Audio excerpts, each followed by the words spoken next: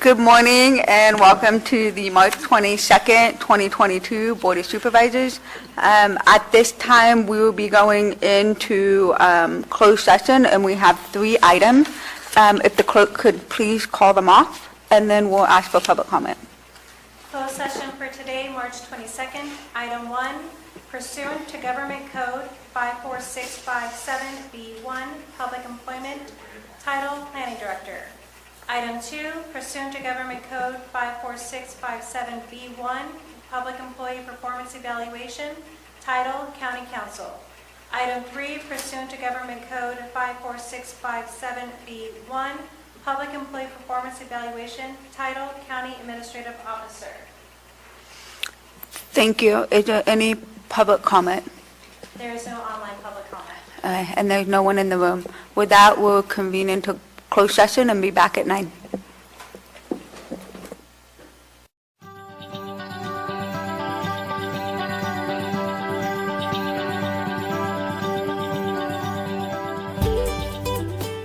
Good morning and welcome to the Tuesday, March 22nd, 2022 Board of Supervisors meeting. If you could please stand for the pledge.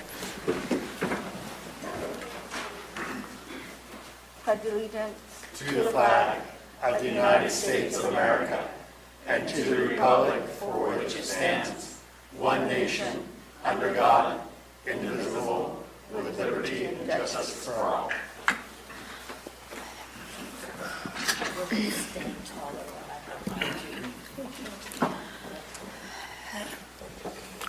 Earlier this morning, we were in closed session, and we will be continuing closed session after the regular board meeting and reporting out at the next board meeting date.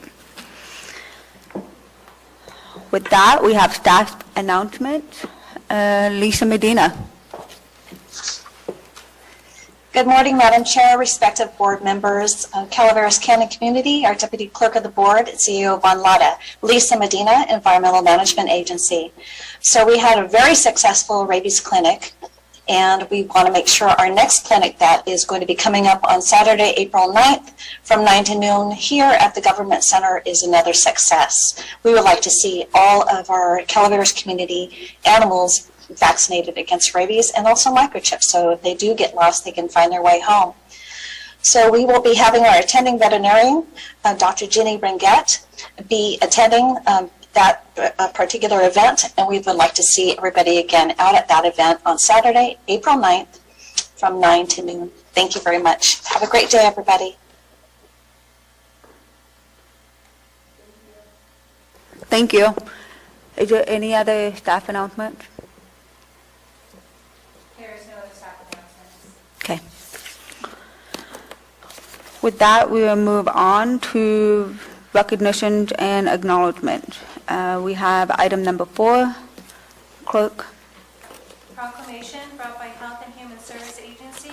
Adopt a proclamation declaring the month of April 2022 Child Abuse Prevention Be the One month in Calaveras County. Good morning, Madam Chair, members of the board. Corey Allen, Health and Human Services Agency.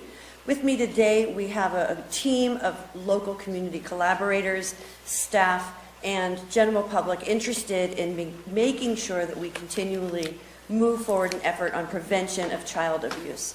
But obviously it's March, and Child Abuse Prevention Month comes in April. So we are setting the stage for so many activities and ideas, but the person speaking to you today will be Robin Davis.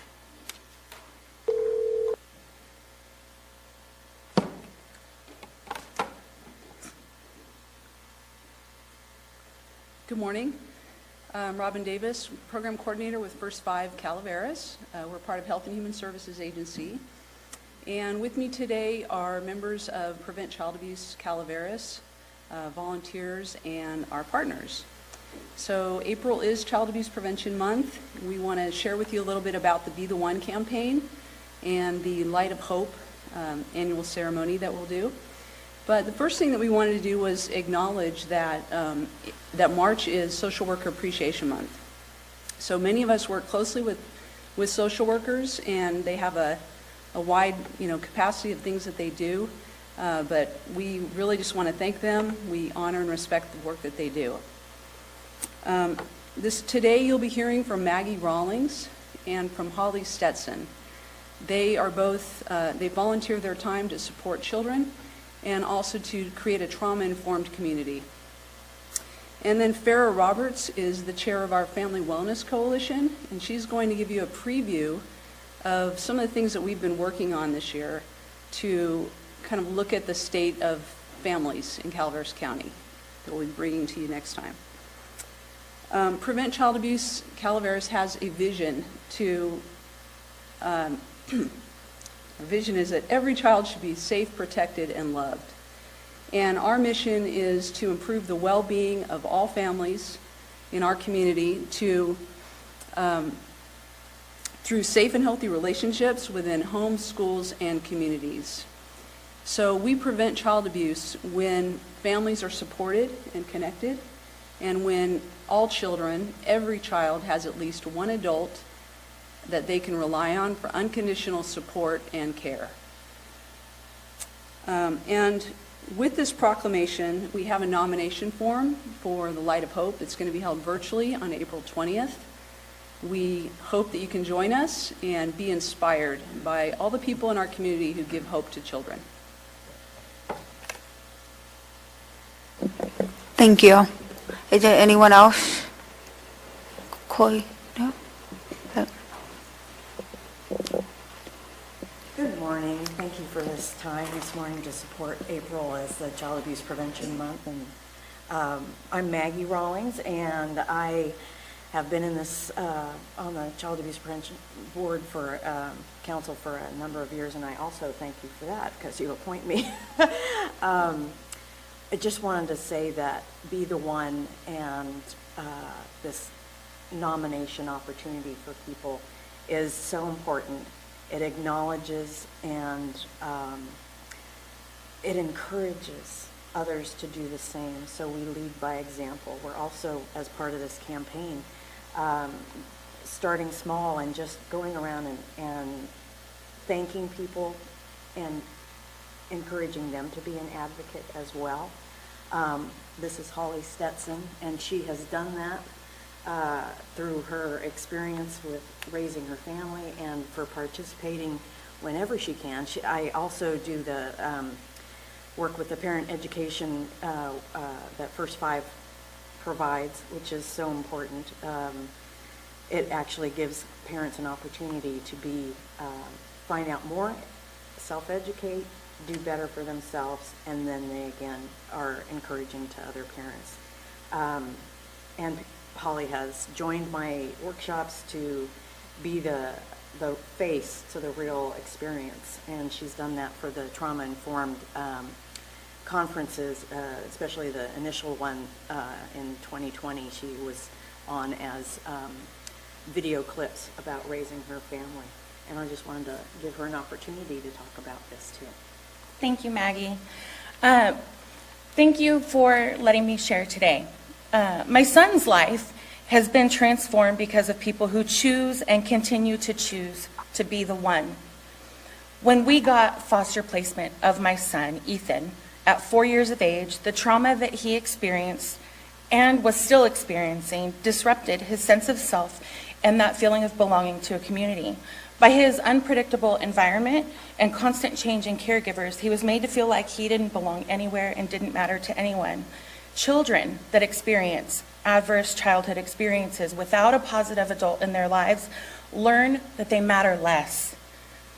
But every Sunday at church, my son would make sure to bring a cup of coffee to the person with a disability so they didn't have to manage juggling a cane and hot coffee. It gave my son a sense of usefulness, which was nice, but beyond that, that person always had a smile and a loud greeting that made Ethan feel wanted and seen, thought about, and cared for. That is being the one. My son has difficulties in a traditional classroom setting, going as far as to hide under his desk, among other things, to avoid classroom demands. But he has thrived in his special education program because of the amazing educators in our county. Beyond that, he had a teacher that got on the floor with him and met him where he was at. That is being the one. Before and after school every day, one of the bus drivers that works with him talks to him about how his day is going and encourages him when he's having a hard time. Beyond that, she spends her own personal time to come cheer him on at his basketball and baseball games. That helps him feel like he matters. That is being the one. My dear friend has 3 boys that Ethan loves to play with. She opens her home and treats Ethan like he is one of her own and makes sure that he knows that he is loved and cared for in her home. Beyond that, she is teaching her sons to include children that have differences, teaching her sons to help and care for others. That is being the one and raising young men that will be the one for children in their communities. My son has made a lot of progress academically, socially, but especially emotionally. Good school settings and therapy help, but if it were not for the inner wealth he is building by having meaningful connections with the adults in his life, he would not be progressing like he is. Children need positive adult interactions to help them feel connected and valued. Children need people to be the one in their lives. Thank you. Thank you. Thank you. Good morning. I'm Farrah Roberts. I'm the program manager of the Court Appointed Special Advocates Program, and I've sat with the Prevent Child Abuse Calaveras on the council for, this is my 3rd term. And I have been part of this community practically my whole life. And seeing children growing up around me and along with my children, child abuse prevention has just been one of the most important things for me to champion. And I'm sure that you guys are aware, but the cost of child abuse and maltreatment is exorbitant. In California, $23.9 billion is the cost each year for children in child abuse maltreatment. And that is because it funnels into the cost of child welfare, education, the criminal justice system. So that cost would equal about 2 million children going to preschool every year. So what does that translate to Calaveras County? $35 million in 2020. That would equal 3,000 children going to preschool in Calaveras County. And if you think about how many children are in the education system, that probably would cover almost every single little child under the age of 5. So we were tasked recently by the Office of Child Abuse Prevention and Department of Social Services to look at that cost figure and figure out how to move that funding upstream, get it to the primary prevention level. So to give you an example of what primary prevention is, I do the Court Appointed Special Advocates Program. We train volunteers to mentor children in the foster care system. So that's the tertiary level, after the crisis has happened. A secondary prevention would be like the mentoring program, who works and has adults work with children who are kind of having some trouble, but are not quite in the foster care system. Primary prevention would be looking at having youth centers where hundreds of kids could come in, get some help, and then potentially prevent child abuse. So we were tasked by, under this Family Wellness Coalition, now a subcommittee of the Prevent Child Abuse Council, to look deep into the data.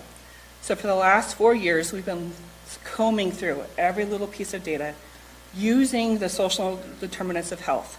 So that's looking at economics, the community, neighborhood, health outcomes. And what we're finding is that we have big city problems.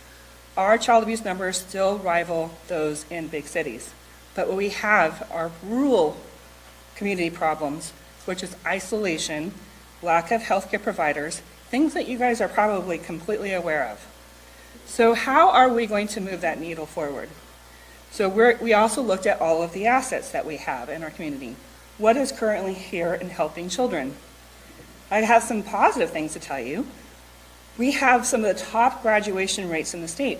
So children graduating from high school are doing pretty well. Where we have lacked some are providing mental health services to the families across the board. Now I had intended to present to you like a whole State of the Children presentation, but I will bring that to you at a later date. But I want to invite you guys to kind of explore this conversation with us. We are already in our 5th year of examining the data, and we would like to present the whole thing to you soon. But this is a long-term commitment. The people who are on this committee are here to stay. We are working on having a strategic plan to make sure people are here to replace us as we go on and move on, because this prevention piece is long-lasting. It's collaborative. It takes everybody to be at the seat. We have a great team already established. We have behavioral health involved. We have many of the community non-NGOs involved. But the next step is to looking at how can we now start supporting programs that are already in place and filling the holes where that need to be filled. So thank you.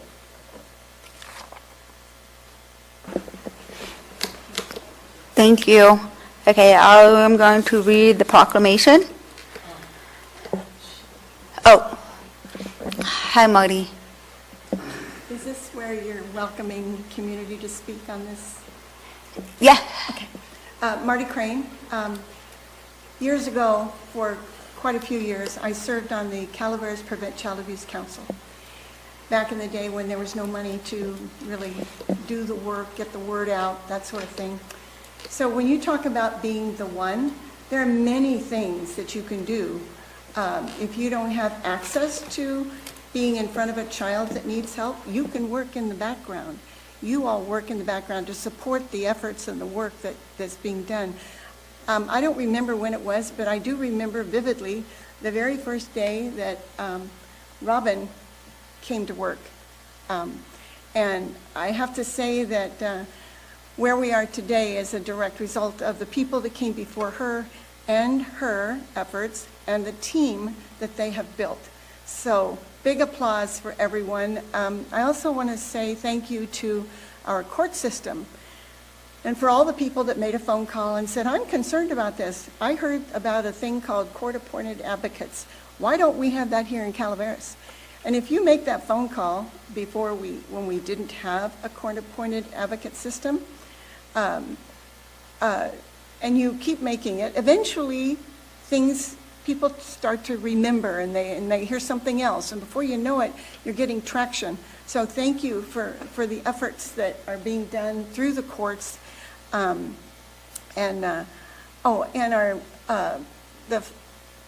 you may know that I serve as a trustee on the Calaveras County School Board, where we are highly involved and supportive of pushing efforts to support our foster children.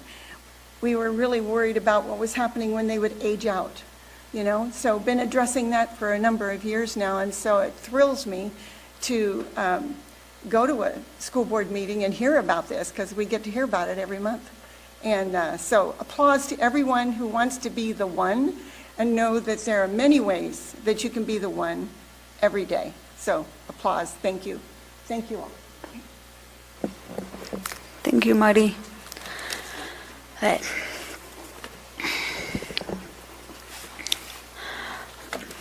Proclaiming the month of April 2022 as Child Abuse Prevention Be the One month in Calaveras County. Whereas, based on research, the Be the One campaign can build community resilience one family at a time. And whereas all members of the community have a role to play in strengthening families to ensure children grow up safe, protected, and loved. And whereas Calaveras County agencies, schools, and organizations are working to bring attention to long-term impact of toxic stress and to implement trauma-informed strategies to support families. And whereas families are strengthened through positive relationships, resiliency tools, knowledge of children development, and concrete support such as income, shelter, food, and childcare. Whereas child abuse is preventable when children have at least one caring, supportive adult in their life who believes in their potential and provides unconditional support and care. Whereas caring relationships have the power to build resilience, inspire, comfort, and transform us, and we have the power to be one today. Now I will bring it to the board. Is there a motion and a second? Madam Chair, Yes. if I can make a quick yes. statement as Yep. well. I just wanted to thank, for the 5 years that I've served on this board, it has been a pleasure and a real honor to watch the work that you do. The work that Robin, Farah, Terry do, our social workers, is sometimes not seen but it is constant, and it is so important to the future. And I just want you to know how much I admire that you guys just keep putting one foot in front of another day after day, dealing with very difficult situations and really making our community better. And I admire it greatly. So thank you very much. And I'll make a motion. I'll second it. All in favor? Aye. Now therefore be proclaimed that the Board of Supervisors County of Calaveras, the 22nd day of March 2022, dedicated by the Clerk, April 2022, as the 1 month in Calaveras County.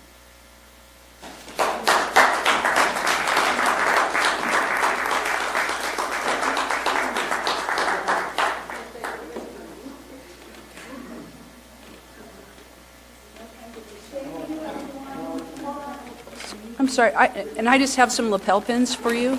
We actually want you to come in and take a Oh, photo okay, okay. of the supervisor phone.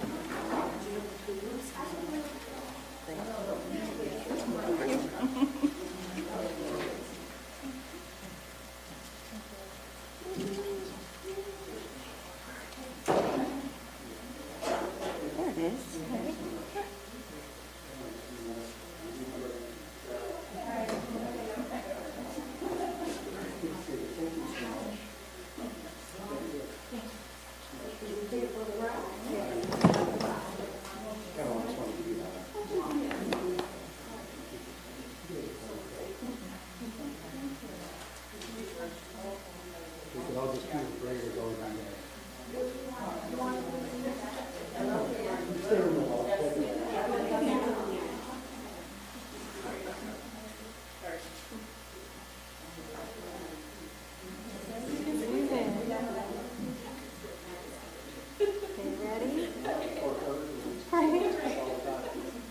One, two, three, again, and one more. Perfect. Thank you.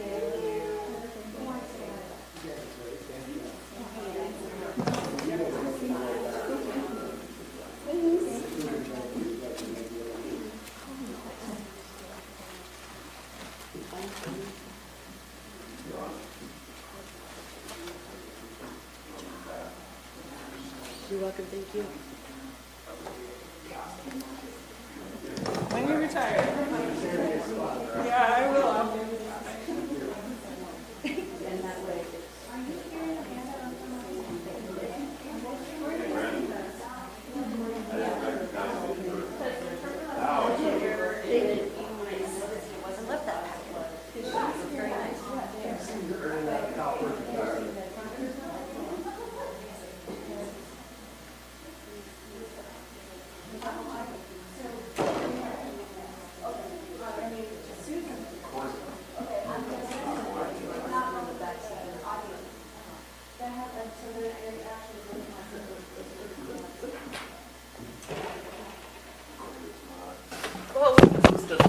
See?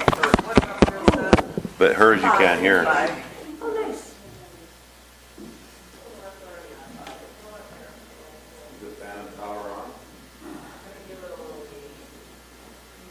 You gonna be able to read that?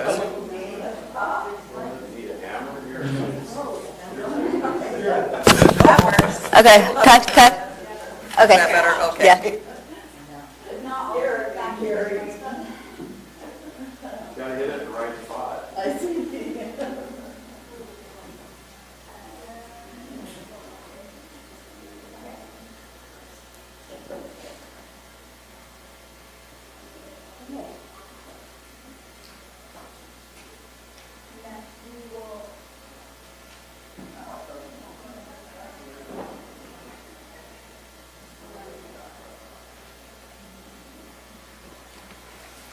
Is that better? Okay, there we go. Okay. Thank you, everyone. Now we will move on to the number 5. We have the next proclamation. Marita. You want the clerk to read it out first, please? No, I'll do it, that's fine. Do you want to do it? I'll do it. Okay. We're going to be doing a proclamation supporting and standing and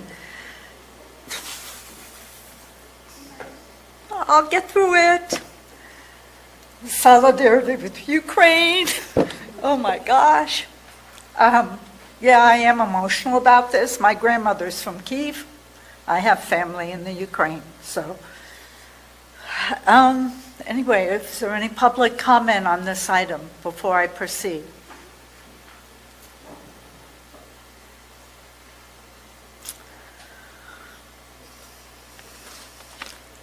I'm so proud of you folks for taking this action. I have ribbons with Ukraine colors for all of y'all back there.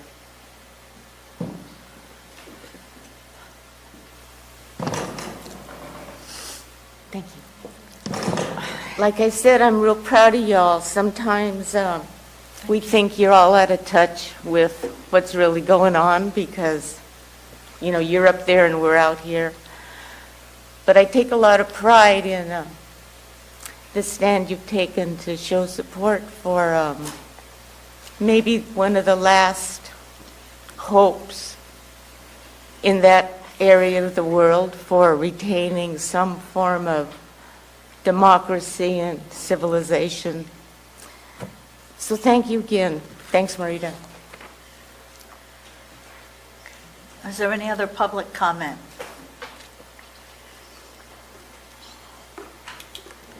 I'd like to ditto Bonnie's comment that we're so very proud of our county leadership in taking the leadership to do this.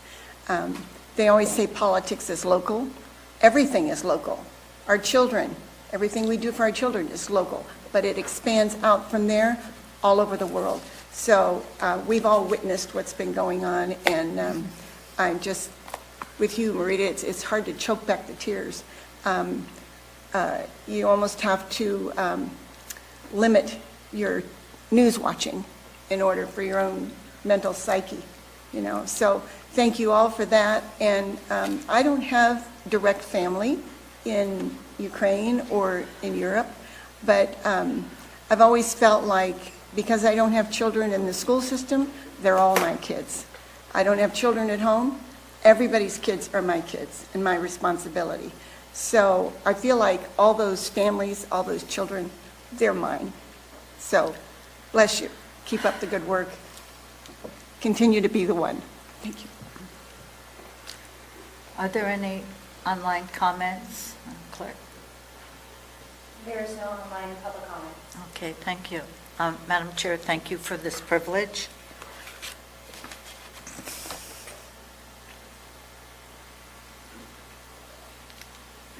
I'm not sure I can do this.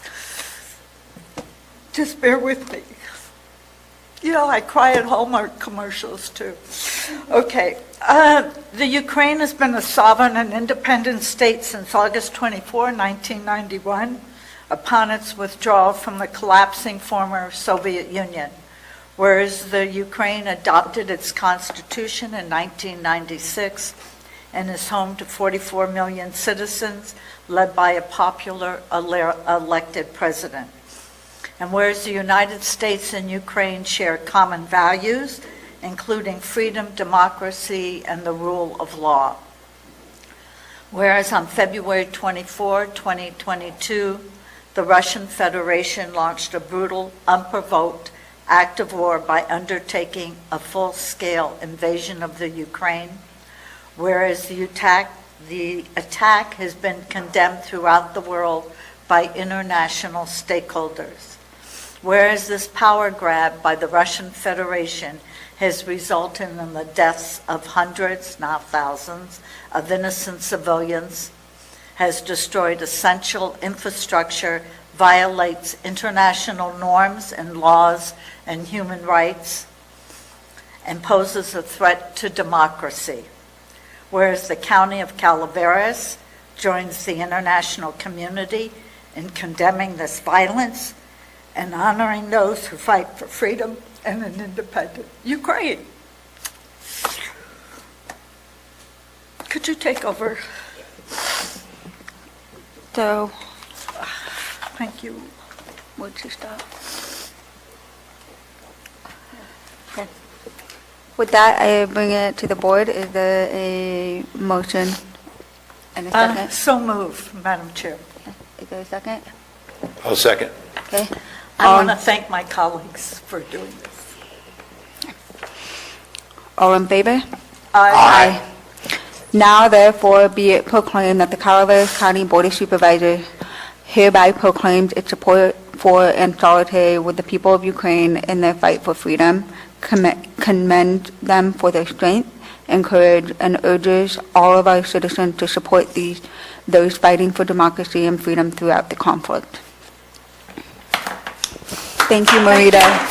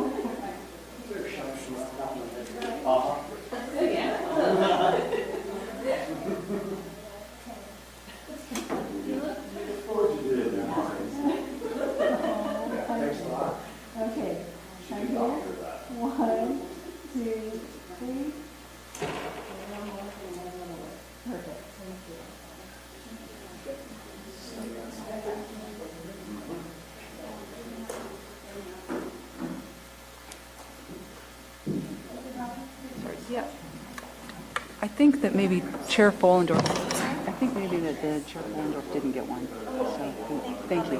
Thank you.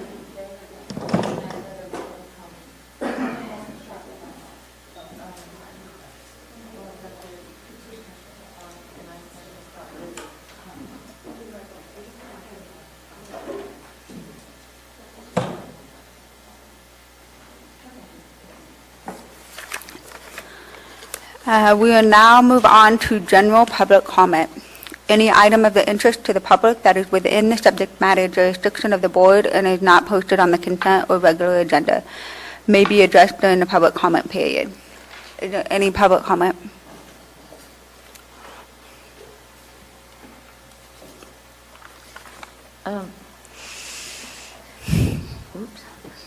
Good morning. Bonnie Newman from Double Springs. Following up, Gary, with your suggestion, I have a petition signed by the residents of Double Springs. Unfortunately, some are on vacation and one's in a rest home, so it's not as extensive as I had thought. Would you like that now, or should I hold on to it? Why don't you hang on to it and then I'll get it from you. Okay. Or tell you what, just give it to me now. Okay. Well, it's here. Did you make a copy of it? Yeah, I have a copy, because I didn't know everyone's phone number. Thank you. The second thing, you know, I have a tendency to come and bitch a lot, you know, complain about something. I try not to do it without having a thought through a solution of some kind. And about 3 or 4 years ago, I was sitting in here, and the fire chiefs were sitting behind me, and they were talking among themselves, and they were talking about the litter and how they should sponsor a litter cleanup. And I thought, oh, what a great idea. Maybe they could get the Board of Supervisors and the fire districts all on board to do litter cleanup. And I don't just mean along the road, I mean from the road to the fence line. Because I'm telling you, when I drive from Valley Springs to San Andreas, it looks really bad, especially the Brisky grade right there. That's all trashed up. And I drove to Angels Camp, pretty much the same thing. I go to Jackson, and we got to do something about the litter. We got to keep Calaveras clean. I'm suggesting maybe 4 times a year with every season, sponsor a countywide litter cleanup where we could look good, because we're looking kind of shabby. And I can only do so much on my little road, but if somebody knows the police chiefs, there was someone over there that had a really good idea about 3 or 4 years ago, and I'd suggest if you got an in, maybe we could sponsor a whole campaign. And you could take credit for it. Thank you. Is there any other public comment in the room? Is there any comment on Zoom? There is no online public comment. Okay. Okay, with that, well, before we move on to consent agenda, I need to recognize someone in the room here. We got Brent, a former planning director, CAO interim, and even landscaper.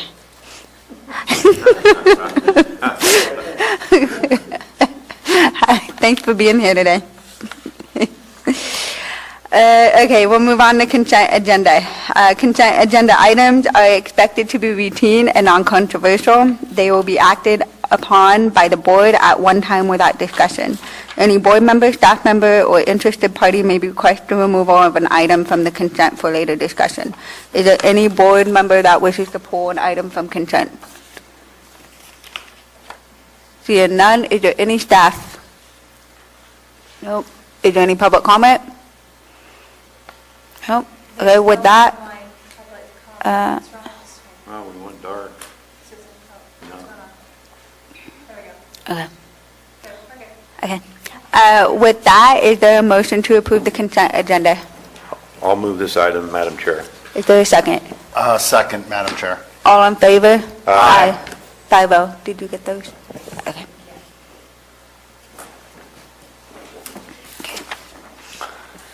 All we had to do is say aye and you're leaving, Brent. I just told everybody, if you don't get to speak, don't speak. Thank you. Bye. Wise words. Okay, next we will move on. I can't abide by it. Next we will move on to the regular agenda, and we have item number 17. Clerk? Item 17, resolution, County Council. 1, by a roll call vote, adopt and amend resolution to apply and accept the California Department of Parks and Recreation Proposition 68 per capita grant allocations in the amount of $400,000. 2, pre-approve state's proposed grant contract terms. 3, approve and authorize the Director of Economic and Community Development to administer the grant and sign and submit all required documents on its behalf. And 4, establish the Proposition 68 per capita grant reimbursement local program for a period ending June 30th, 2024. It says you're on the... That's fine, yeah, so the item did technically come from me. I put it in there, and I think Ms. Glino may want to speak as well. This is basically just a cleanup. The board previously passed or adopted this resolution. It's the prior version authorized the Department of Economic and Community Development to administer the grant, and the state would like that changed from department to director so that they can move forward. So this is cleaning up, changing that one word. Okay. Ms. Galino? Good morning, Tara Fullendorf and board. Yes, I received word back that we were approved for the grants, for the Prop 68 grants. However, they would prefer the word director put in rather than department. So they're asking for this change to the resolution. Okay. Is there any board Supervisor Calloway? Oh, no. Oh, okay. Is there any board comment, or is there any public comment? There's no online public comment. Okay, and there's no one in the room. With that, I'll bring it back to the board. It is a roll call vote, so I will need a motion, a second, and then we will go down the line. Jack, you want to make the motion? So moved. As amended. I'll second. Okay, roll call vote. Supervisor Calloway? Aye. Supervisor Garamendi? Aye. Vice Chair Topanelli? Aye. Supervisor Stopper? Aye. And myself, aye. That's 5-0. Thank you. Thank you. Okay. Next is item number 18. Clerk? Item 18, resolution, Human Resources, adopt a resolution authorizing changes to the position control list for fiscal year 2021-2022, mid-year budget changes, and approve new job descriptions. Ms. Hawkins. There you go. Hi. Good morning. Good morning, Madam Chair, members of the board. I am bringing before you the resolution memorializing the personnel changes that were approved at the mid-year budget hearing held on March 8th. And then also I am requesting the addition of 3 new classifications, and they are Vote Center Clerk, Vote Center Lead, and LVN. The addition of these positions do not create FTEs. These are classifications. The vote center positions are used strictly for extra hires who are working in our vote centers and assisting with the election process. And these are temporary employees. And then the addition of the classification of LVN. The purpose of this request is we have a very difficult time filling nursing positions. That is not just our county, that is nationwide. And so this will allow us to have somebody that can still provide the medication support services to behavioral health. Can I answer any questions? Is there any board questions or comments? Seeing none, is there any public comment? There's no online public comment. Okay, and seeing there's none in the room, I'll bring it back to the board. Is there a motion to approve? In a second.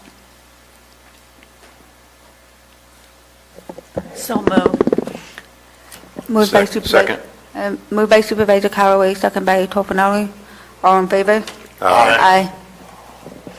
Thank you. Thank Judy. you. Thank you. Next, we have item number 19. This is an informational item. OES. Clerk?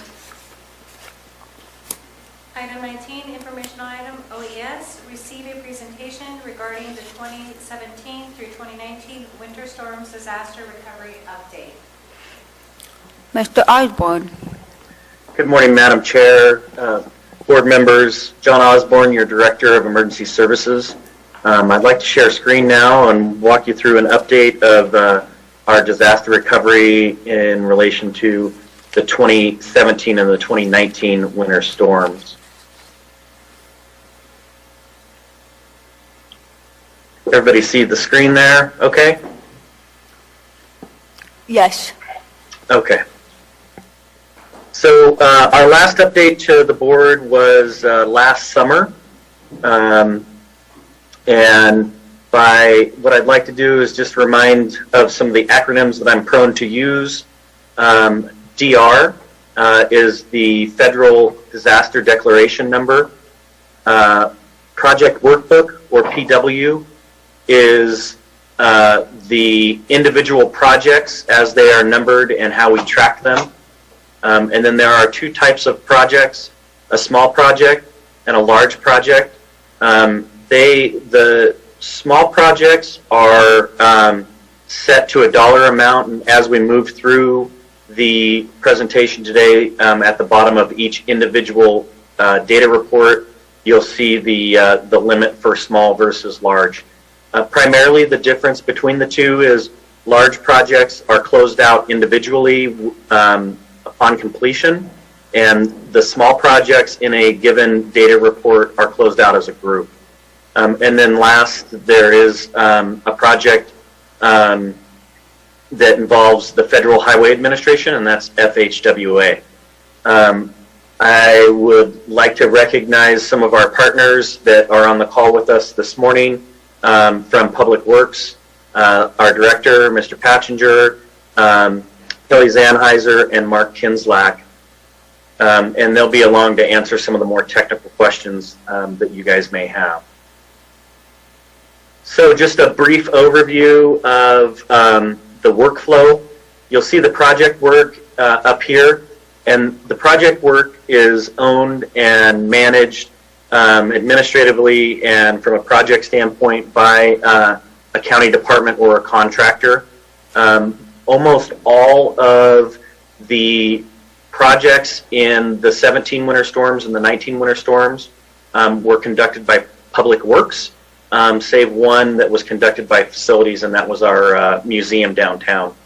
So what happens is once the project work is completed, the administrative section as well as the guys out in the field rebuilding what was damaged, once that's done, the financial documents are prepared by that department and provided to OES.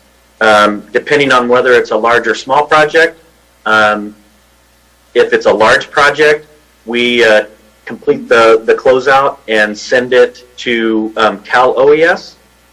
Cal OES does a crosswalk of the project, and once it meets their approval, it goes to FEMA. If it's a small project, then the small projects are grouped together until all of them are completed, and then we submit one closeout for all of the projects to Cal OES. The same crosswalk is completed by Cal OES, and then it's submitted to FEMA.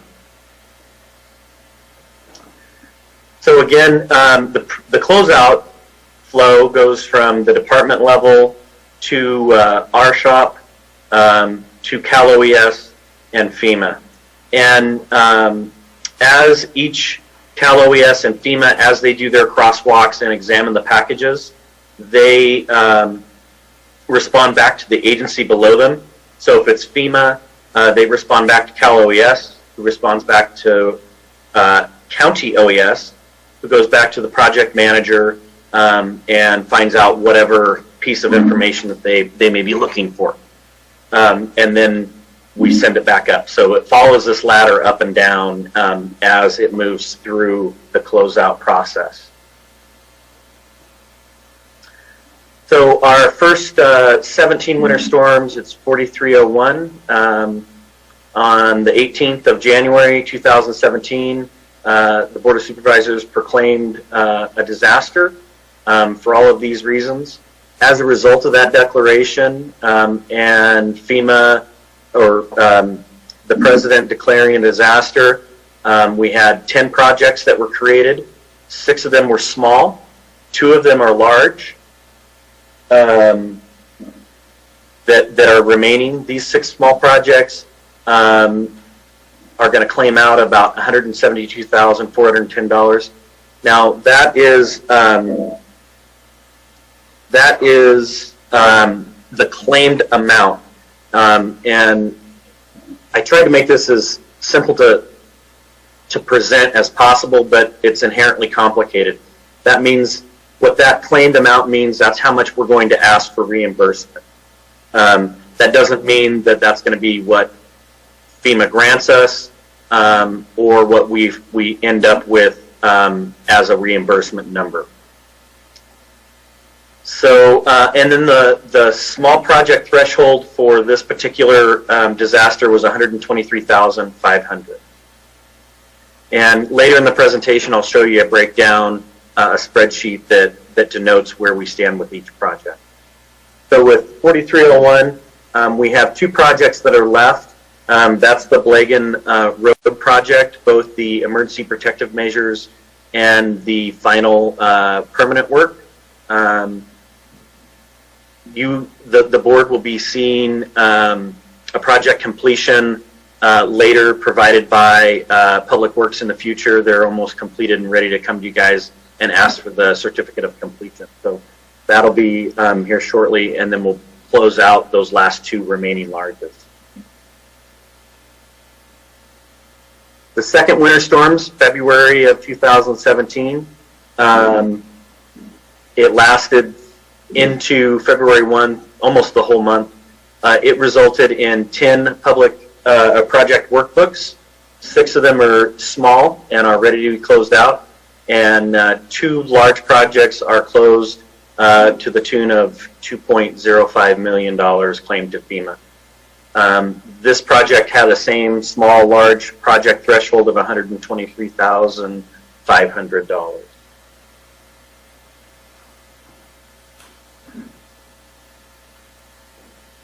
Moving to the 19 storms. Let me back up one, I'm sorry. One of the things that is unique about 4308 is on August 30th of last year, Cal OES did what they call a compliance assessment on this data report. And what a compliance assessment is it's a desk compliance assessment on our subaward. The assessment includes examining selected documentation that supported our expenditures and performing certain procedures as necessary to determine compliance with the Code of Federal Regulations and grant guidelines. OES conducted the compliance assessment and did not identify any instances of non-compliance as a result. So that's kind of a quick look at that particular data report to make sure that we're moving in the right direction with our documentation and with our submittals. So positive note there that we're moving in the right direction with what we're submitting to them.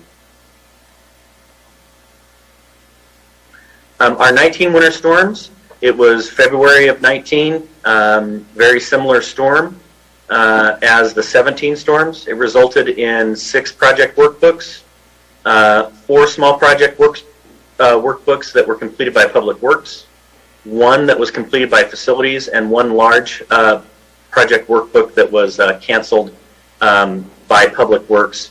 And essentially we were able to repair that damage in an extremely cost-efficient manner that didn't necessitate us having a large project. The large project, small project threshold was $128,900 on this particular project, or on this particular data report, excuse me. Okay, so here's a spreadsheet that denotes each and every project that we currently have. You'll see the data report number, the project workbook number, the project name, the status, whether it's large or small, the approved project amount, the claim or anticipated claim amount, the approved claimed difference, the federal share, the state received, and the combined of that, and then our local share. So you'll see as we move through these, there are a lot of projects that are closed out. Here's Blagan Road, the permanent, and the EPM. And what you'll notice here is there are, with the large projects, oftentimes there is an amount above the approved, the FEMA approved amount. And that is actually routine. With the exception of capped projects, which none of these are, the final eligible amount for a large project is the actual documented cost incurred to complete the eligible scope of work.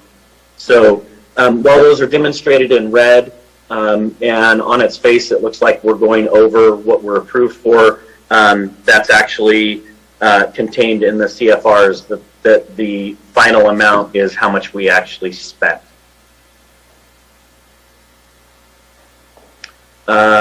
So you see these red, that's what that indicates. And then you'll see some open projects here. These are small projects that we will close out in one bundle.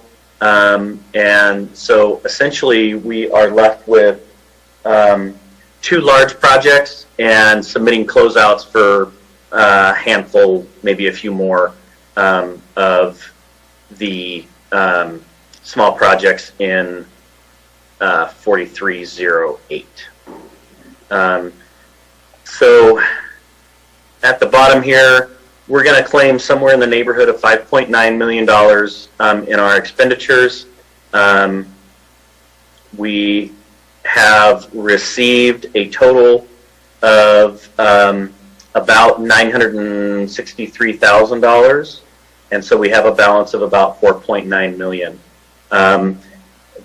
As we move through these, again, with each project and each data report, Cal OES does a crosswalk and they can approve or disapprove down to the invoice level, whether or not it's within the scope of work, and then there's an appeal process behind that follows on behind that. So there's a lot of process that goes through between us, Cal OES, and FEMA as these projects get closed out. And so the important thing to see here is that these numbers are ultimately estimations unless it is a closed out project, and then that's the actual amount that we've closed them out. And because of that process, these numbers are somewhat soft and hard to target and say it's going to be this exact amount because we haven't completed that process with any of these individual project workbooks.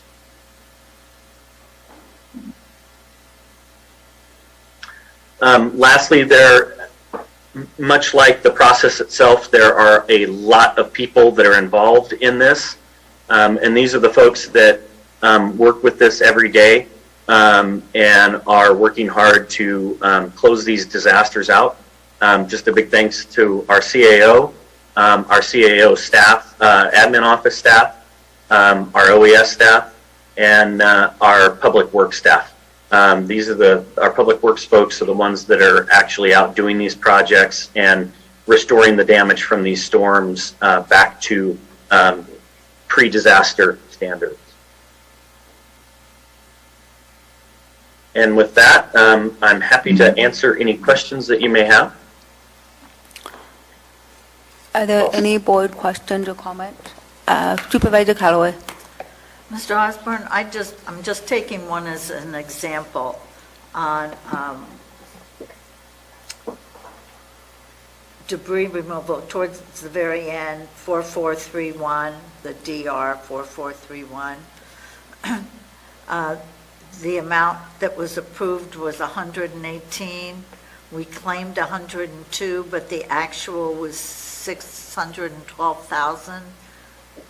What am I missing here? That if our actual was 6, we only claim 1.2?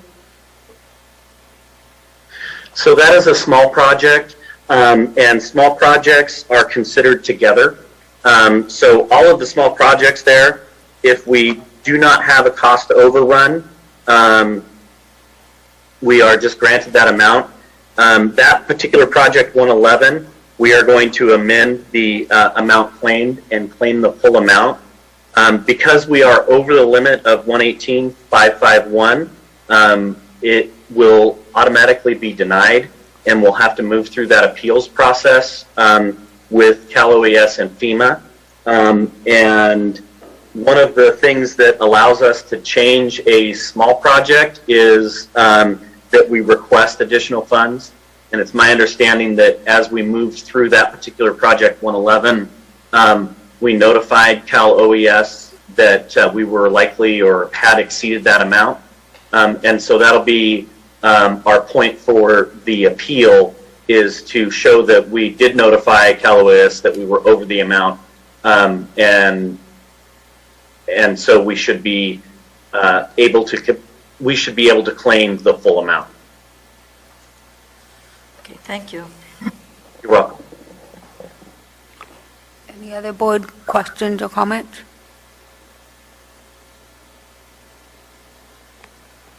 Okay, is there any public comment?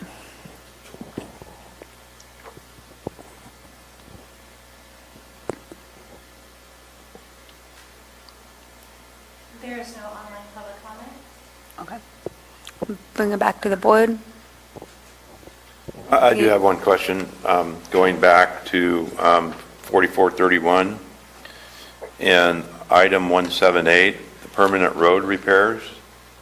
It says project canceled. We canceled a project that would repair any of the existing roads, permanent roads that might have got damaged during the storm due to rock slides or what have you.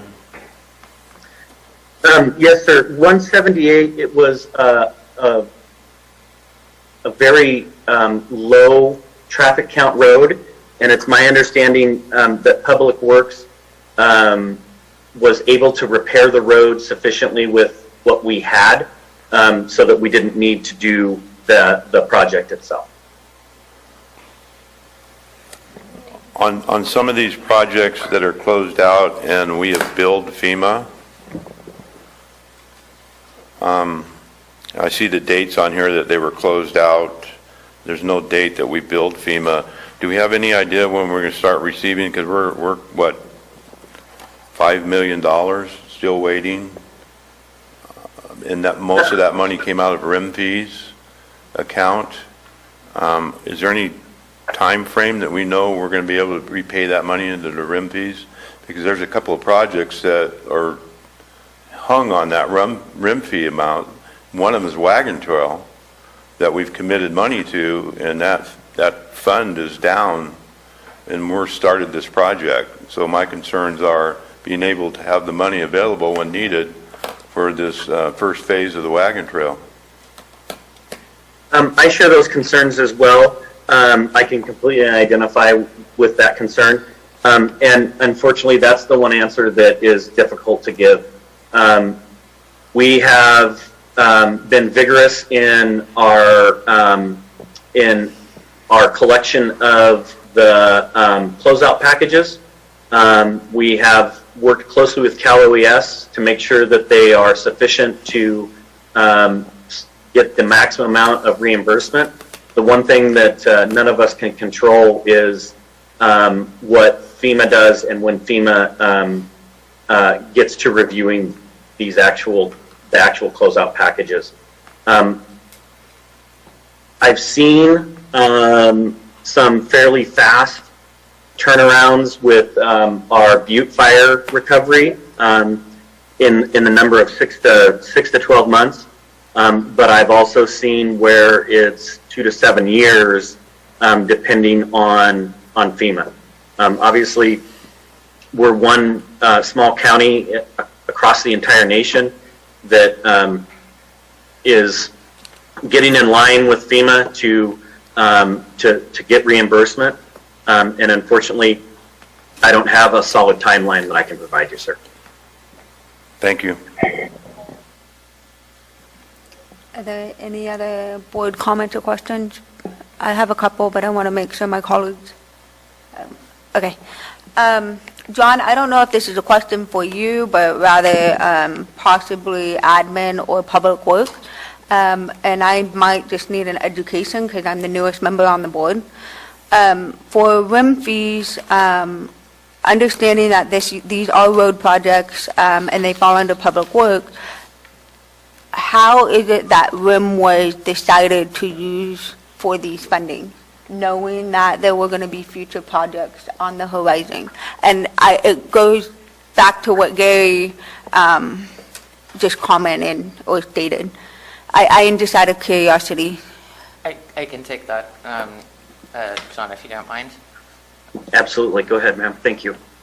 So that happened back when a couple of things were going on, and anybody else on this call who wants to jump in, I invite to do so. But when we were going through budget development a couple of years ago, the administrative office made the recommendation to strip out 100% of what were then anticipated Butte fire recovery, separate from these projects, but revenues. And at that time, when we had the conversation with the board, the recommendation was made to backstop, because at that point we were removing a very large sum of revenue from our budget on the basis that we did not reasonably know when those funds were going to come in. We are in a similar position now with these projects. So what we did at that time was determine to make loans from REM to the general fund in order to cover getting these projects done. And then once we, you know, a large part of the conversation or the justification for bringing this item, which we will continue to bring back on a quarterly basis to keep you updated in terms of what funds have come in and whatnot. But the idea was to to basically free up cash flow in the general fund, and that once we get these projects to a point where OES is notified by either Calaveras or FEMA that we can, or that in whatever way that we can book back those revenues, then we will do so, and that will offset our need for a REM loan. So yeah, we're very well aware, but that is the history there to the extent I recall it. Are we even allowed to do that with road fund? Yes. Well, going outside of the wagon trail and going forward, I'm concerned that this is going to become an excuse of why we're not able to do other road projects. I defer to Public Works here, but my understanding is that that is not an issue that they're anticipating at this time. Yes. Good morning. I'm here with Mark and Kelly. We're in agreement with what the CAO just explained in regards to future projects out of the RIM list of projects. Right now, as you know, the Wagon Trail is the project that we're working on. We don't anticipate delivering any of the other projects within that list in the near future, so we're okay for now.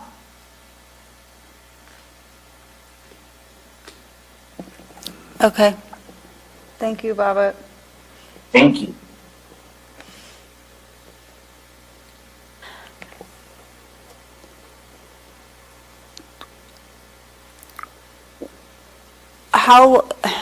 I know we don't have an anticipated time, John, but what is the next, if we don't get this full funding, what's the next step?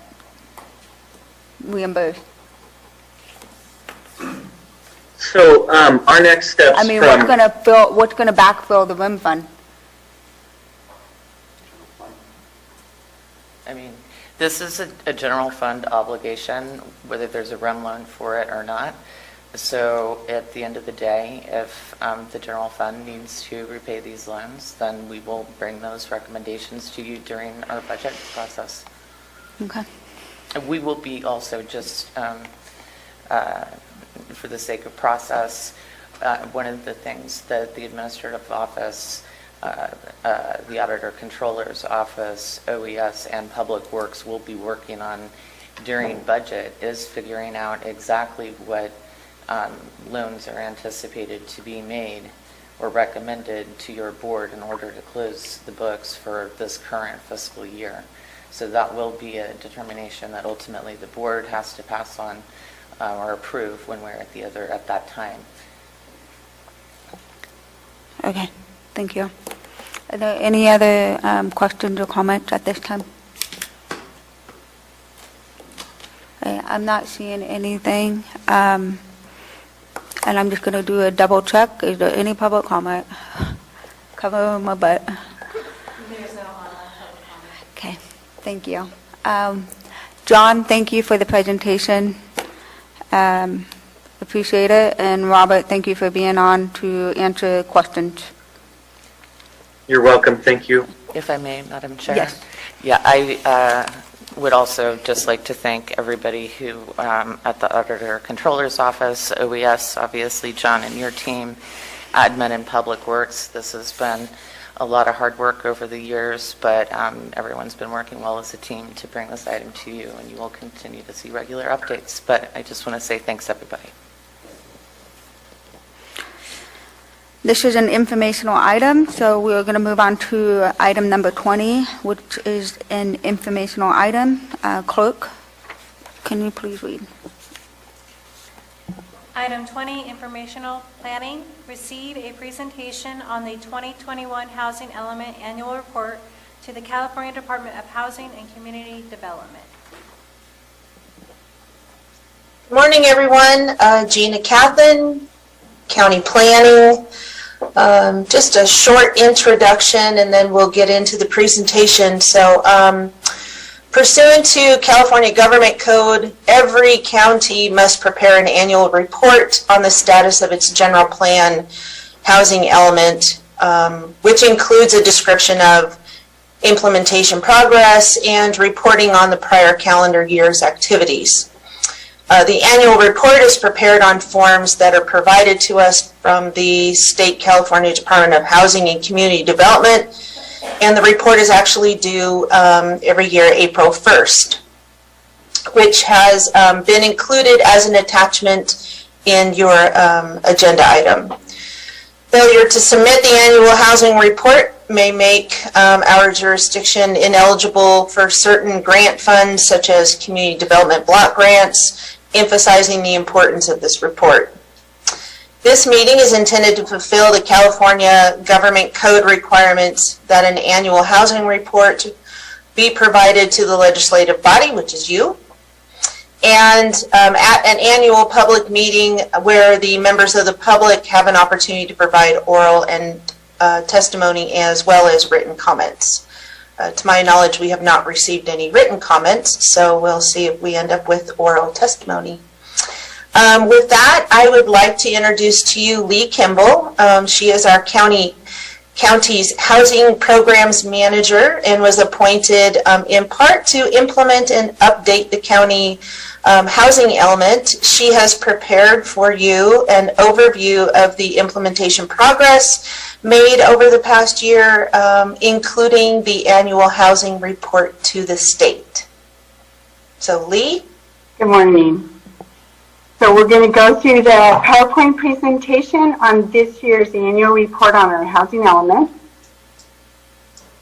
I want to first orient you to what we're going to talk about. We're going to talk about what the housing element is, what the annual report for the housing element is, why it's important to do an annual report, and how that annual report informs how we move forward with housing in our county.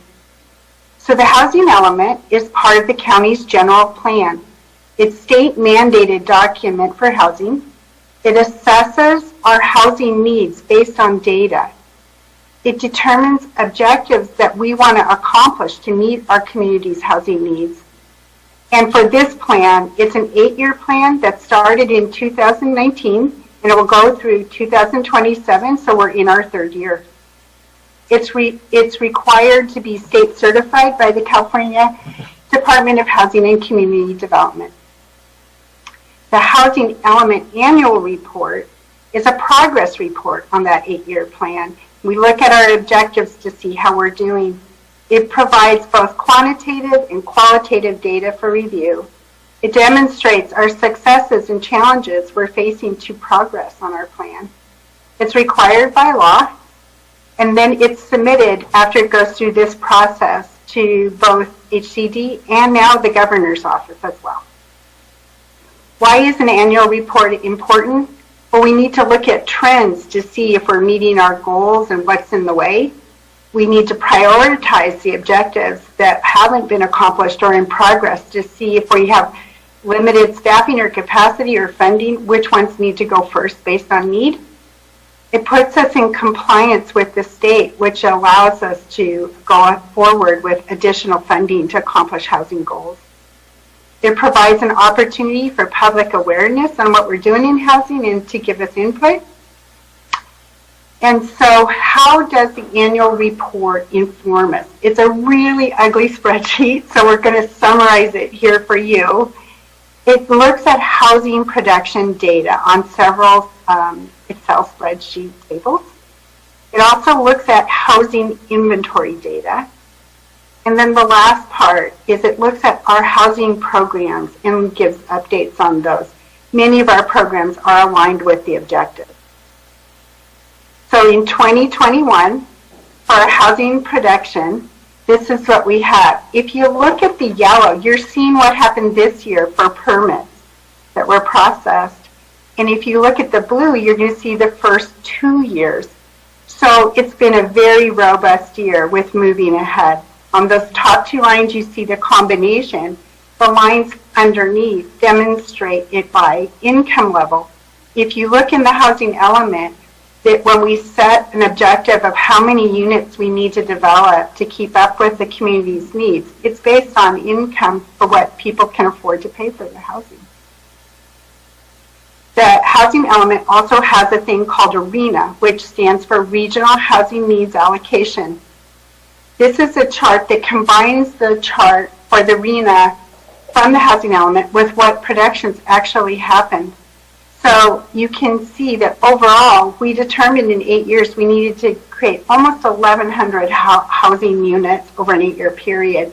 And you can see the breakdown, the majority of them being for workforce in the above moderate area. Because of the robust year we've had, we're down to 890 left, which is going in the right direction. That's very exciting. But that's only 18.8% of our goal, and we really should be at 37%. We're going the right direction, and we hope to continue to incentivize housing production to keep going that direction. In our housing inventory data, this is determined by the certificates of occupancy. That's projects completed where people are ready to move in. And you can see we had a great year in 2021, and in the years prior too, we've had good motion in the right direction. For our housing programs, the updates for our accomplishments in 2021 are going to follow new residential construction, affordable housing, special needs housing, equal opportunity housing, and existing housing. In new residential construction, our accomplishments in 21 included that we maintained an inventory of vacant and underutilized land. We initiated a comprehensive zoning and ordinance update. For affordable housing, our accomplishments in 2021 is that 22 permits were issued for manufactured housing, and we funded and are creating an ADU, or accessory dwelling unit, homeowners manual, and this will help local homeowners and landowners to consider and hopefully get permitted a second housing unit on their property. And we increased the number of housing vouchers that are available from 67 to 97. In our special needs housing, our accomplishments in 2021 is through the permanent local housing allocation. We received funding that we will, over 2022, develop and provide funding to make accessibility modifications available to folks who become disabled in their homes. We've also been funded to bring the Housing and Disability Advocacy Program. This allows people who become disabled and are applying for disability to receive some supported housing while they're going through the application process, and it prevents homelessness. In equal opportunity housing in 2021, we made sure all Calaveras County housing programs follow fair housing practices. In any housing program, outreach materials includes where to find legal and fair housing information. In our existing housing, for accomplishments in 2021, we received funding again through the permanent local housing allocation to provide a down payment assistance program for grants, and that will also be starting in 2022. And we increased funding for emergency and interim housing for individuals and families that are working towards their permanent housing stability. We did this through several programs in HUD, HCD, CDSS, that would be federal, state, social services, state, and also California's new Interagency on Homelessness Council. If you have any questions or comments, I would love it if you'd provide them to me. My name is Lee Kimball. I'm the Housing Programs Manager for Calaveras County, and there's my phone number and email. And if you have any questions, I'd be happy to answer them. Thank you, Lee. Is there any board questions or comments? Supervisor Stopper? We've you brought up some of the steps we taken with providing more accessibility to ADU units and everything. I think looking at our numbers here, we aren't hitting the low or super low at all for the most part. I mean, 18 out of 178 leaves us 160 more to go, and at that rate we're never going to hit that threshold.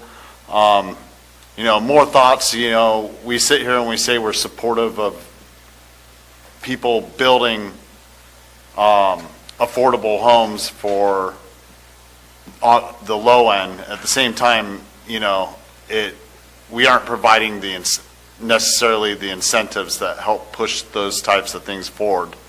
And we've discussed this before, but just a thought in the future as we're progressing. I think we need to have a broader discussion on what type of incentives, what we can do to help promote businesses towards building these type of homes so that we can meet these thresholds, because, you know, the state keeps repeating it.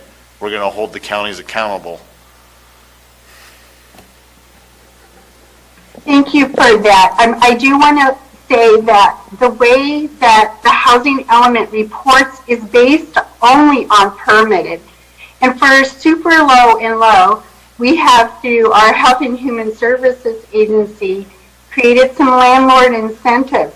And what this allows us to do is to look at housing, for example, putting a person who has an empty bedroom into a home in a shared housing situation and developing those programs.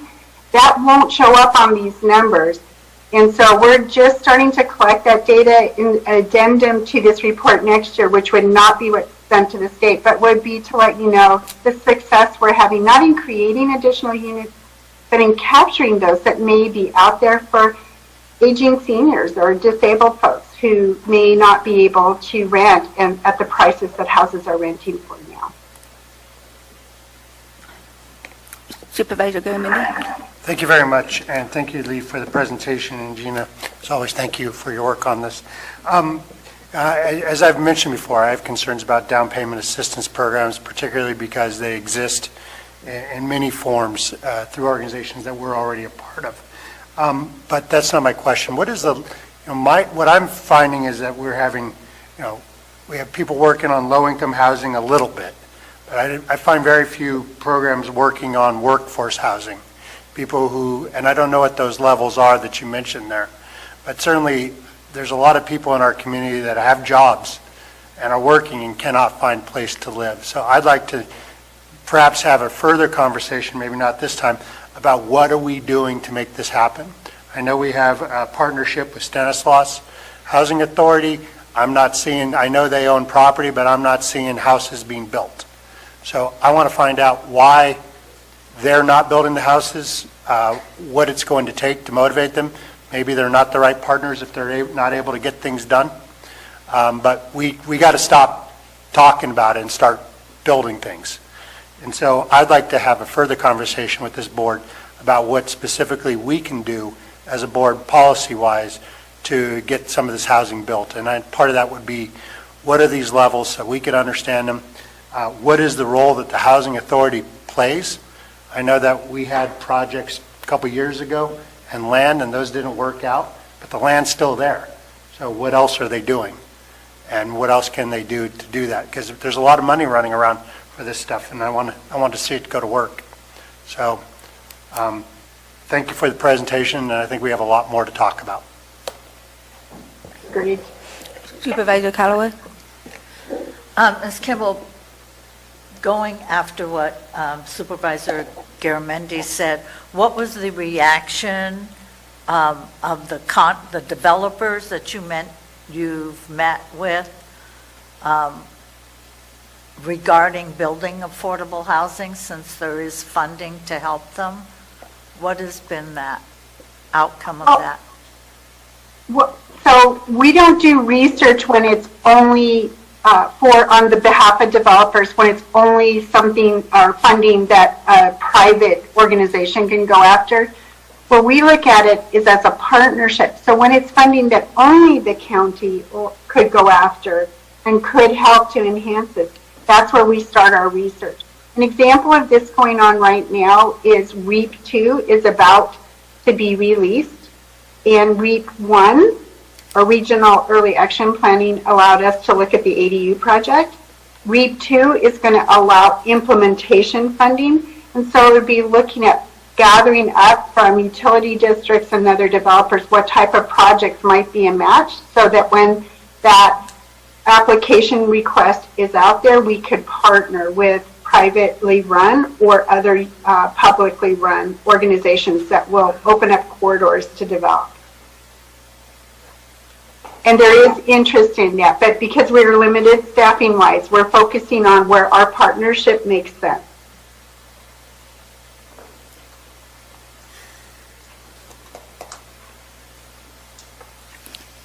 Any other question? Yeah, but they're for Gina, so.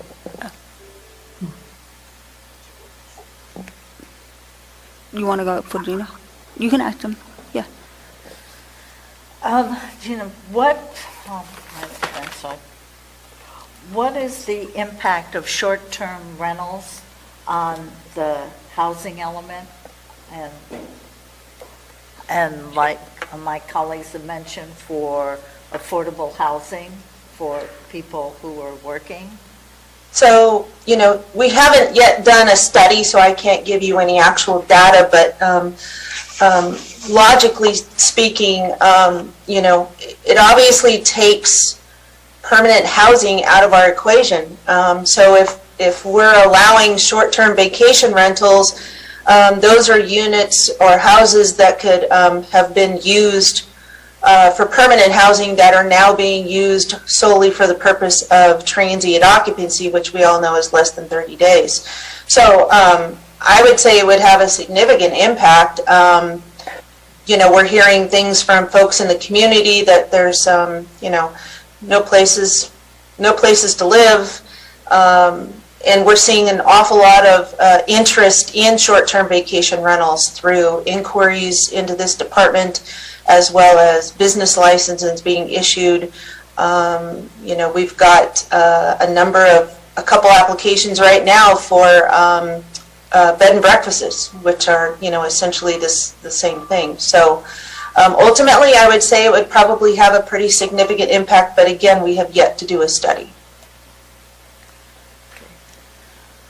And I have one more. Also, could you clarify for me the accessory dwelling unit rules versus the homeowner rules that have or have not allowed ADUs in the past? Are you asking me if there are CC&Rs that prohibit accessory dwelling units? I know they are. Oh, okay. They've been out there for years, but now with the change in the state laws regarding ADUs, how does that impact the CC&Rs that are in our existing subdivisions now? Well, I think that would probably be a question for legal counsel.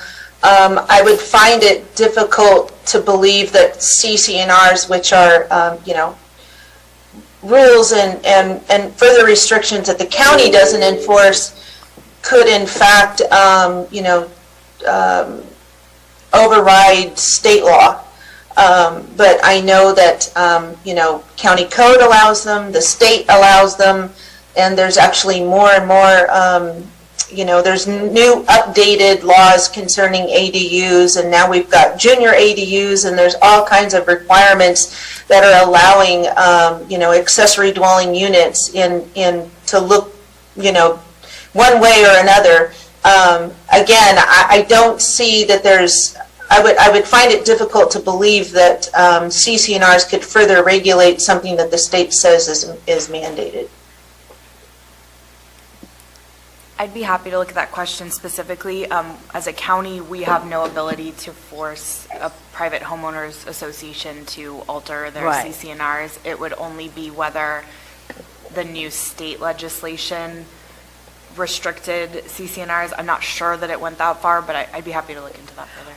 Well, because I'm getting at it since I have a lot of subdivisions, even though the parcels are generally small, is, well, the state says I can build an ADU, but my CC&Rs say that I can't.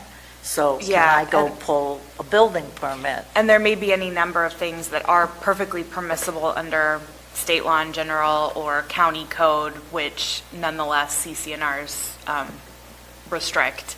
And that's generally just fine, right? It's basically a contract that you enter into when you choose to buy within that development. But I'm happy to look specifically at the question of whether the state legislation, the relatively new state legislation on ADUs somehow tries to tie the hands of HOAs and CCNRs.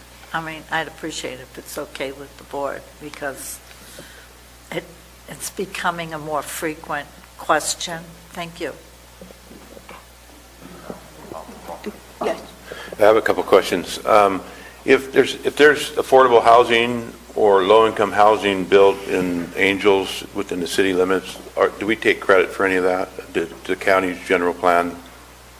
The housing element it has information regarding Angels, but these RENAs or the housing units we need to develop is only for the unincorporated areas, and that's the jurisdiction of our housing element. Yeah. I knew that, but I had to ask the question because Habitat for Humanity has a big project going on in the city right now where 107 properties will be built for low income or workforce. And it's a very big project for Calaveras and for Angels Camp. So that is happening. I'm sure you guys are aware of it. And they got a grant for that. And hopefully it's very, very successful. It will allow at least homes for the working force and low income.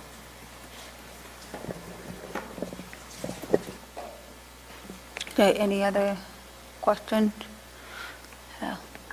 The other question I have, we have workforce housing, that's an issue, but also transitional housing for DV. And what is the county doing with that type of traditional housing to provide to those individuals? I know that recently there was one that was a place in Angels at the same time as Habitat, and then there was another potential project, not only for workforce, but also to accommodate these individuals that are trying to get a roof over their head with their kids. Yeah, and you're asking about domestic violence, correct? People who are fleeing domestic violence? Yes. Okay. So Health and Human Services for the county has several programs. They're very specific in what they offer. So what our housing program services does is it provides oftentimes the place, but in partnership with those that provide the services. For example, with domestic violence, the person fleeing that needs maybe behavioral health supports and some other supports. There might be criminal justice. And so we work with them. In our community, the Resource Connection has a shelter for this as well as the services. And we might provide backup if they're full, but we normally will do a referral to them so that the person has wrapped around them what they need to get beyond the thing that is causing their housing to be unstable. This can be for all kinds of situations that we're looking at, not just domestic violence, where the house is a symptom of other things going on, and we're through our partnerships connecting the sheltering when a person is in transition to getting stable. We provide a housing case manager to help them look at what it takes to be a great tenant, and we have a locator now that can help with finding a permanent place. But if you don't take care of those other issues, they won't stay stable for long. And so we're just building a wonderful network of partnership. Thank you. My next question is how, I know this is Gina out of planning, but how did this work in hand with building department as well to work on what are the incentives, how do we encourage these build outs to meet the housing element? Because it's more than just the planning and where the land and homes are, it's also the the cost associated with it and the incentive I mentioned before, incentives. Lee? Yes. Okay, so if you look in the housing element at the very end, there's like 34 objectives, and they cover a whole lot of territory from health and human service programs to zoning changes and just about everything in between, environmentally sound housing and all of that. And so we're given 8 years to make progress on each of these objectives towards that. The state, because we're putting our report in and showing progress, will have funding available, and then we can bring opportunities to you as they come up that make sense to meet those objectives, incentivizing development and helping to streamline systems that we'll go through, as well as looking at socioeconomic discrepancies where we want to go, well, what will we do for very low income households? What would make sense and will fit with our community?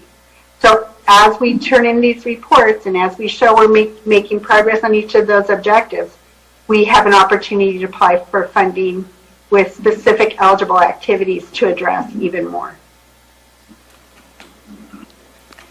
I guess more to what I'm getting to is how do we incentivize the contractors so we're not waiting on state funds? How do we work?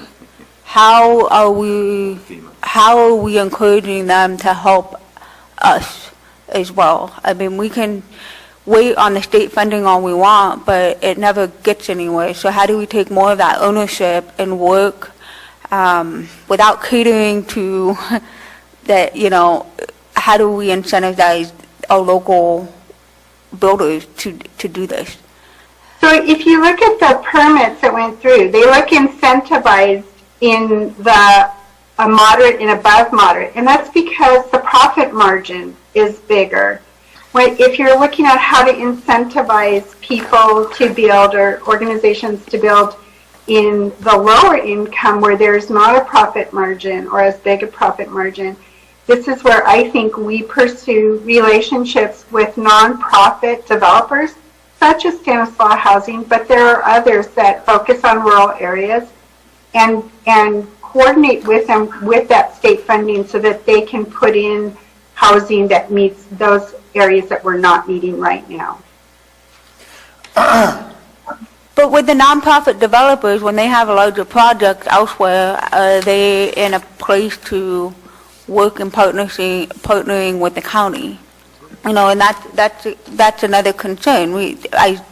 Supervisor Tofinelli mentioned before, there's a massive project already happening with Habitat. So, is there even necessarily an appetite to work on that? And obviously we can't answer for them, but the answer, if it's not in that favor, what other options do we have? And I feel like we're shortening ourselves and not looking at more internal options that could be more incentivized. And Yeah, so perhaps these are discussions that we need to further also include our, chief building official, our new planning director when the time comes, as well as Lee and you. These are really good, discussions if we can, put our heads together and figure out how to move forward and find these incentives, but I don't think this is something that we can necessarily sit in here and try to answer today. I think these are things that we need to further discuss at some time in the near future. And exactly the conversations, the progress report or the annual report is supposed to have as a result of it. If we look at where we're at and where we want to go, then these are the conversations that this annual evaluation should prompt. So right on track. Right. Supervisor Stopper. Incentives, when I think of them, we look at our costs for our permit fees. We look at other issues that we can possibly circumvent, like with our Title 25 issues. You know, working and collaborating with other entities in our, I'll use San Andreas as an example. Sorry, Mr. Toffanelli, but you know, more often than not, there's a lot of red tape when it comes to expansion, not because of what the county's doing, but more so because San Andreas Sanitary can't necessarily hold the new amounts of wastewater going into them. You know, and you know, this is something that's progressed in the past. These are exponentially holdups that could stop a apartment building that would provide for workforce housing or other things moving forward. And this is the larger scheme. It's not, doesn't come down to nonprofits. Nonprofits aren't going to solve our issue.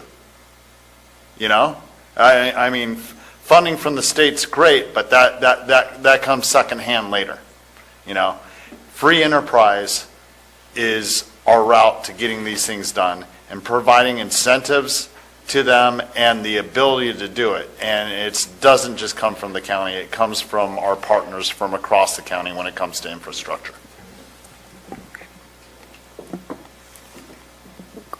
Ms. Von Lauder? I just wanted to also advise the board that this is something that we are working on internally in terms of, we've got a meeting set for later this week, but to have that conversation between Health and Human Services, Economic Development, the Administrative Office, and think about where the delineation of the roles and responsibilities for certain types of housing initiatives lie, particularly the distinction between who the appropriate party is to interface with developers, for example, as opposed to nonprofit-based initiatives. So this is a conversation that we're having, and I just want to take this moment to let you know. Thank you. I'm going to echo off of what Supervisor Stopper, infrastructure is the biggest thing, and being that that's an issue across the county with multiple jurisdictions, maybe that's part of the conversation that really needs to be is if these housing options cannot be built because of that, then maybe the step backwards is to how do we support the infrastructure to support these projects. You know, when I was on the city council, we had a moratorium and there was no building until we got the infrastructure built. And now that's why you see all these new opportunities happening, such as Habitat, because we took a step back, invested in the infrastructure in order to allow the housing. But the county doesn't have that luxury of owning the water, and we have to work, or the sewer, so we have to work with our partners to find a common ground to get that. And maybe that's what we need to have a hard conversation as well. Is that really the reality? And if it is, then this conversation needs to be different. Supervisor Callaway, did you have a? No, I mean, the board at budget time we're the ones that approve the fees. We also have an ability, whether we take it from the general fund, is to offer incentives. We have that authority to do that now. And then maybe, like you said, or Supervisor Stopper said, is working with the utilities. But in terms of building fees or so forth, that's under our control. And if we choose to say we're going to not charge or charge less or whatever, we have that authority now to do that. Yeah, and I really think that when the time comes to have those conversations, you really need to roll in Doug Oliver, our chief building official, and include him in those conversations. Yeah. I just want to pile on because I think you guys are right on target. I think that if we keep waiting for the state to solve our housing problem, it's not going to happen. You know, we could talk budget time about this down payment assistance program. We talked about the money before. Maybe it's one of those things that we could invest, find a creative way to invest, to incentivize through our county to get these things going. I know that I'm working on a project, and compliments to Public Works.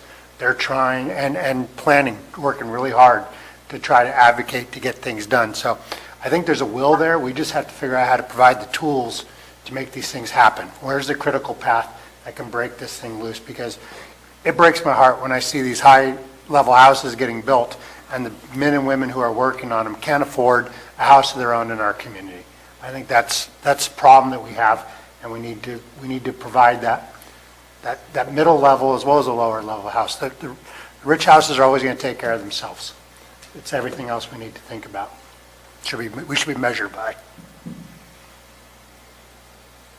Thank you. Supervisor Stopper?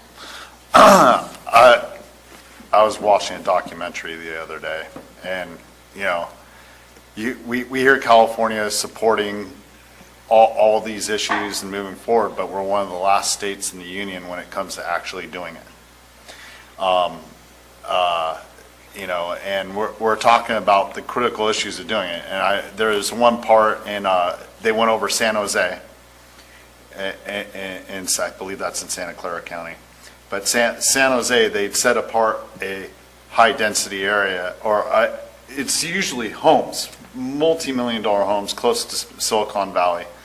But they set a part aside and they rezoned it for high density, like 2 acres. They're going to put a lot of little smaller areas on it, and the people pushed back and said, "Not my backyard," and they were able to bring it to a vote and tell them, "No, you can't make that high density. We want to keep our community the same way." So, we have to be critical and think about which areas we're going to be putting these, let's say workforce housing when it comes to that, and how does it fit within our community and the overall picture. So, it's going to take the building department, it's going to take planning, it's going to take our partners and everyone else working together, and Ms. Callaway. And us, yes. All of us. Especially Maria. Yeah. Especially Maria. Well, I think we need to take away the stigma of some of these words and lingo. Right. I mean, workforce housing isn't necessarily, though, it's the guy next to you in the bar drinking a beer. It's the single mom working 2 jobs that trying to put a roof over their head. This isn't what we have created in our mind, a negative thing. So, I find it insulting when the public says that, "Not in my backyard," when it could be possibly your best friend, and now they're too scared to say that because you've just stigmatized them into a group that this is not what we're talking about. So I think we need to be really conscientious when we're talking about this going forward with any criticism we have from the public, that there's multiple layers to this, and we're lumping it into the worst case, and that's not the case right now. We're trying to get housing for the guy next to you, your best friend, the single mom with the kids.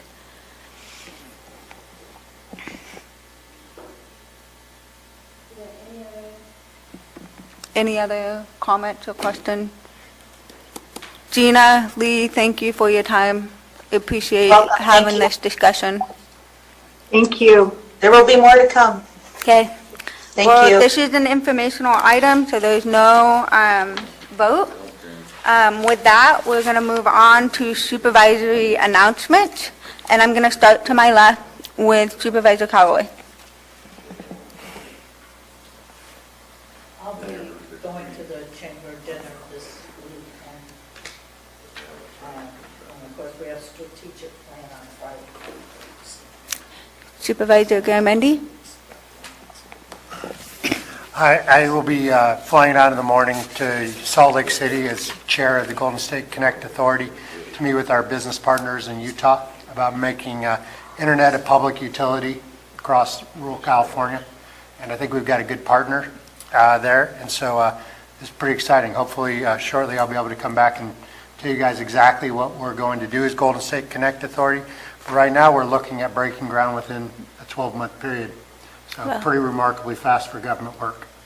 And we'll see how it goes. That's awesome. So I'll be back on Friday. I'll tell you how it went. Great. Vice Chair Toponawi? Nothing to report? How would life go? Yeah, well, we did have LAFCO last night. Marita was chair, and she tried to get this Zoom thing going, and we didn't get the meeting started till like 6:30, and we couldn't use it, so, but it went well. We had a discussion on the CSDs, continuing discussion from the board meeting, and we had a committee put together that I was volunteered onto, along with Anita Pack, to see if we could get all 9 CSDs together and have a joint union with them to when road repairs need to be done, we can have it all done in the 9 districts and get a better price than just one small district trying to get roads repaired or striped or whatever. If it's a larger project, we'd get a better price for it. But we need the cooperation with all 9 CSDs, and we will be putting out invitations for them to attend a meeting with us to have at least have discussions on it. So That's great. Supervisor Stopper? Nothing, Madam Chair. Okay. I don't have anything to report, but I do have a question for my colleague. I am wondering if there is an appetite to send a letter to the state regarding the gas price increases, especially the impacts for public safety, and then especially in the rural area of traveling. We've got more territory or more land to cover, and I know Modoc County Sheriff put a letter out. It doesn't have to be exact to that. I'm just using that as an example. If we would entertain sending to the state that they need to do something more with the gas, especially on local rural government.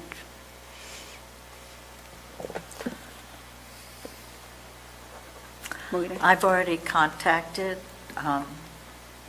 Assemblymember Bigelow on it because my question was, what would be the impact to counties? We get our road money from gas tax.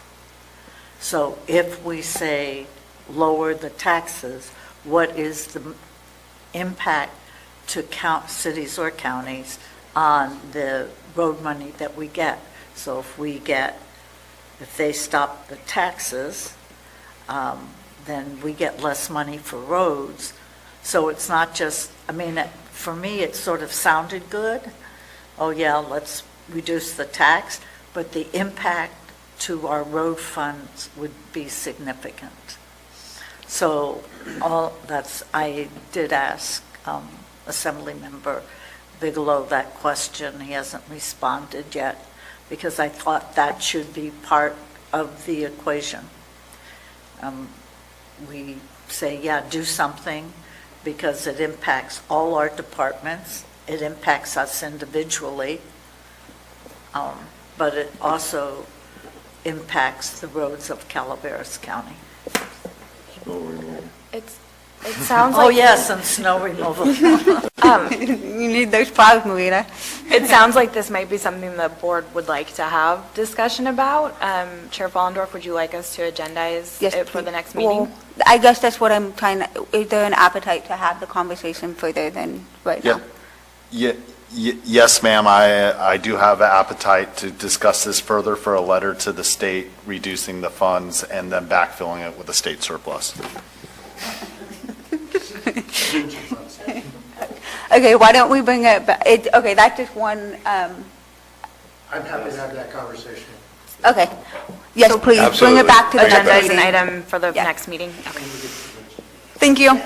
Okay, thank you, everyone. And with that, have a good day.